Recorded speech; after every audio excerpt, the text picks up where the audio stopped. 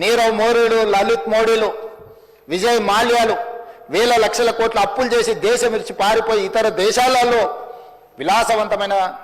జీవితాలు గడుపుతున్నారు తప్ప ఎవరు బ్యాంకులకు పన్ను ఎగవేసి అప్పిచ్చినోడికి అప్పు ఎగవేసి ఎవరు ఆత్మహత్యలు చేసుకోలేదు అధ్యక్ష. కానీ నా గ్రామీణ ప్రాంతాలలో, తండాలలో, గూడాలలో, మారుమూల పల్లెల్లో ఉన్న రైతాంగం వేల రూపాయల అప్పులు చేస్తే కూడా అప్పులవాడు ఇంటి ముందుకు వస్తే కుటుంబ సభ్యుల ముందు, కట్టుకున్న భార్య ముందు, తమ పిల్లల ముందు అవమానాన్ని భరించలేక ఆత్మహత్యలు చేసుకుంటున్నారు. కాబట్టే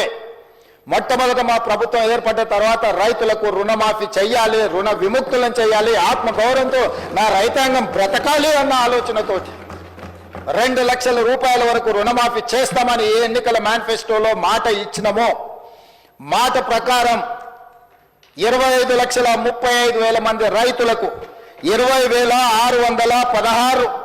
కోట్ల రూపాయల 89 లక్షలు, దాదాపుగా 20,617 కోట్ల రూపాయలు